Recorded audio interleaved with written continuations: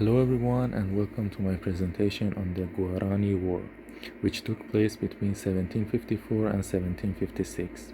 This conflict is also called the War of the Seven Reductions because it centered around the Jesuit mission communities known as reductions where the Guarani people had lived for generations. These missions were located in the border region of what is today Paraguay, southern Brazil, and northern Argentina. At first, the missions allowed the Guarani to keep their language and culture, which also adopting new farming tools, crafts, and some aspects of Christianity. Over time, however, the Spanish and Portuguese empires began to see the land as a valuable land. When they redrew the borders of their colonies, the Guarani were suddenly ordered to leave their homes. This decision sparked one of the most significant indigenous uprisings in South America during the colonial era. The roots of the war go back to the Treaty of Madrid in 1750. Spain and Portugal wanted to settle disputes over colonial borders, so they agreed that certain territories would change hands. According to the treaty, the Guarani living in 7 Jesuit missions east of Uruguay River had to move and resettle further west. For the Guarani, this was unacceptable. Their families had farmed this land for generations. They grew crops, raised animals, and built entire communities around the missions.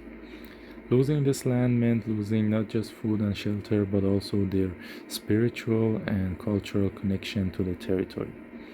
The Spanish and Portuguese saw the treaty as a legal agreement, but for the Guarani it was a violation of their rights and their way of life. When colonial officials ordered them to leave, the Guarani refused. Their resistance set the stage for a bloody confrontation. The Guarani organized themselves under local chiefs, most famously Sepe Tiarajo. He was not only a military leader but also a symbol of indigenous pride and determination.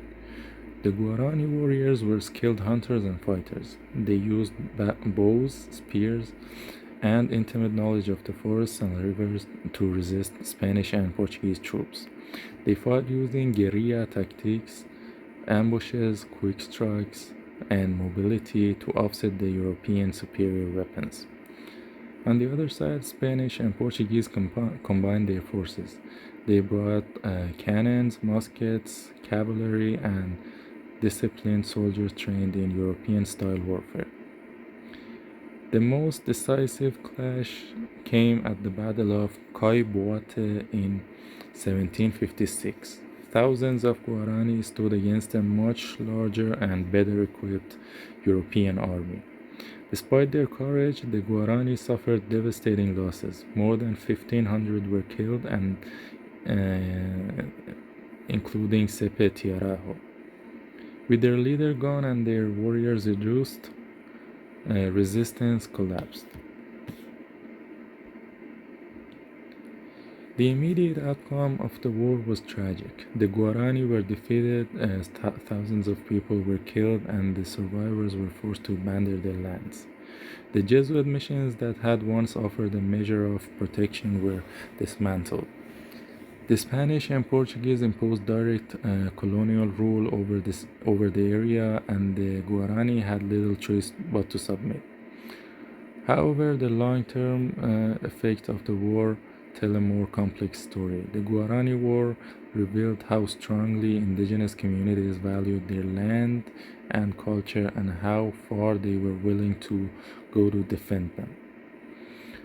Sepe Tiarajo in particular lived on as a folk hero.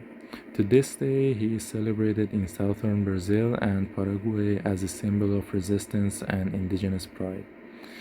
In literature, songs, and monuments, he represents the struggle of native peoples to maintain their dignity and autonomy against colonial powers.